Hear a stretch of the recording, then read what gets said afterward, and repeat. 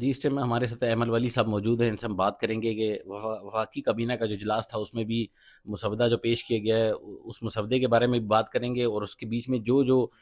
Bills پاس ہوئے ہیں ان کے بارے میں بھی بات کریں گے، اور جن کے بارے میں ان کے تحفظات ہیں اور اپوزیشن کے تحفظات ہیں ان کی بھی بات ہم ایمل ولی صاحب سے کرتے ہیں۔ جی السلام علیکم۔ جی وعلیکم السلام۔ اچھا سر، ابھی مسودہ تو کا وفاقی کابینہ سے تقریباً پاس ہو چکا ہے، تو اب آپ لوگوں کے کیا تحفظات ہیں اس میں؟ دیکھیں جو مسودہ جو پاس ہو کے ابھی آیا ہے اور جو ہمارے سامنے آ رہے ہیں تو وہ میرے خیال میں کم سے کم نکات پہ جو اتفاق ہوا ہے اس کا مسودہ ہے،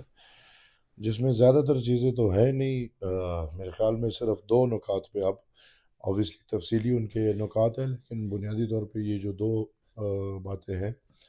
نمبر ون کانسٹیٹیوشنل کورٹ کا بنانا وہ ہے، اور نمبر ٹو جو آرٹیکل 243 میں جو تبدیلیاں ہیں وہ ہے۔ باقی جو چیزیں تھیں وہ چونکہ زیادہ تر لوگوں کو پارٹیوں کو اتفاق نہیں تھا اس میں، لہٰذا فار ڈسکشن ہے۔ آپ کو بھی پتہ ہے اب تو چیزیں کھل گئی ہیں، آج اگر یہ ٹیبل ہوتا ہے تو یہ سب جائے گا کمیٹی میں، کمیٹی میں جائے اور گا۔ جوائنٹ کمیٹی میں جب جائے گا تو جوائنٹ کمیٹی میں اس پہ بحث ہوگی۔ تو بحث مباحثے کے بعد میرے خیال میں انشاءاللہ حکومت کو کوشش کرنی بھی چاہیے کہ اتفاق رائے بنائے، اور اتفاق رائے سے جو چیزیں پھر پاس ہوتی ہیں اس کو پاس کرے۔ جن چیزوں میں مسائل تھے وہ میں سمجھتا ہوں کہ حکومت کی ہم مشکور ہیں کہ ان چیزوں کو وہ سائڈ پہ کر رہے ہیں، کہ این ایف سی اور 18th امینڈمنٹ یا جو پاپولیشن اور ایجوکیشن کے سبجیکٹس کو وفاق میں لانا تھا، یا جو ججز کا ٹرانسفر ہے، یا ڈول نیشنلٹی کی جو باتیں ہیں، تو اس پہ میرے خیال میں وہ بھی نہیں، وہ بھی ہوں گے، لیکن ہم چاہتے ہیں کہ وہ اس ڈائیلاگ سے گزرے تاکہ بہتر سے بہتر آئین ہم اپنے قوم کو دے سکیں۔ اچھا سر، سب سے زیادہ مشکل سمجھا جا رہا تھا آرٹیکل 243 کو، کہ اس پہ لوگ اعتراض کریں گے۔ میرا خیال ہے کہ سب سے پہلے آرٹیکل 243 پہ سب کی شاید اتفاق رائے ہو چکی ہے، یا باقی جو دیکھیں as far as article 243 is concerned میں سمجھتا ہوں کہ اتفاق سب کا ہو چکا ہے، اور اگر اس کو آپ بنیادی اندر سے دیکھیں تو میں سمجھتا ہوں کہ اس میں کوئی اتنی برائی بھی نہیں ہے۔ جس طرح میں نے کل بھی کہا تھا کہ نئے دور میں نئے طرز کی لڑائی ہے، اور اس نئے طرز کی لڑائی میں ہم نے دیکھا کہ جب ہندوستان اور پاکستان کی لڑائی تھی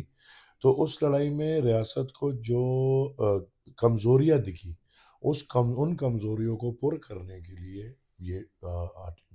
آئین آ رہا ہے۔ اور دوسرا یہ کہ جو حکومت کہہ رہی ہے کہ فیلڈ مارشل کے عہدے کے لیے کچھ آئینی کور نہیں تھا، تو اس کے لیے جو آئین میں کور لا رہے ہیں یا کیا، تو وہی ہے۔ میں سمجھتا ہوں کہ ایڈوانس ماڈرن ٹیکنیک سے اب جہاز ضرورت ہے، اب راکٹس کی لڑائیاں ہیں، اب ڈرونز کی لڑائیاں ہیں، اب فٹ سولجرز کی لڑائی بہت کم ہو گئی ہے، لہٰذا ان چیزوں کو مد نظر رکھتے ہوئے آرٹیکل 243 میں کچھ تبدیلیاں لائی گئی۔ سر آئینی عدالتوں میں کیا مسئلہ ہے؟ کہا گیا ہے کہ پورے ملک سے جو ججز ہوں گے ان کو سینئرٹی کی بنیاد پر ٹرانسفر کی جائے گی، پوسٹنگ کی جائے گی، تو اس میں کیا مسئلہ درپیش آ رہا ہے؟ نہیں، ہماری صرف گزارش یہ تھی کہ برابری کی بنیاد پہ تمام صوبوں کو اپنا حق ملنا چاہیے، اپنا اختیار ملنا چاہیے، اور اپنی نمائندگی ملنی چاہیے آئینی عدالت میں۔ اور جہاں تک پھر ٹرانسفرز اور اس کی بات ہے تو سینیورٹی کو بالکل ہم مانتے ہیں، لیکن ٹرانسفرز کو پھر ایسا ایک طریقے سے گزرنا ہوگا کہ وہ طریقہ کوئی یہ نہ ہو کہ خدا نخواستہ کوئی ذاتی پسند ناپسند کی بنیاد پہ جوڈیشری کا بیڑا غرق کرے۔ لہٰذا یہ دو تین چھوٹی چھوٹی باتیں تھیں جن کو ہم چاہ رہے تھے کہ مزید ان کو ریفائن کر کے پھر پیش کریں۔ سر ابھی آپ پیپلز پارٹی کو اور نون لیگ کو ایک پیج پہ دیکھ رہے ہیں، این ایف سی اور دو معاملات ان کے جو سیٹل ہو گئے، اس کے بعد کیا یہ بل پیش ہو جائے گا، پاس ہو جائے گا؟ دیکھیں اگر بل پیش ہو رہا ہے تو سمجھ لو کہ انشاءاللہ یہ پاس ہوگا، کیونکہ یہ اگر جو پیش ہو رہا ہے تو یہ وہ سب باتوں پہ پیش ہو رہے ہیں جو اتفاق رائے کے بعد آئی ہیں۔ اوبیسلی ہمارا سب سے بڑا کویشچن 18 امنڈمنٹ پہ تھا، این ایف سی پہ تھا، جب وہ بیچ میں سے ہٹا دیا تو نظام تو چلانا ہے، بہتری تو لانی،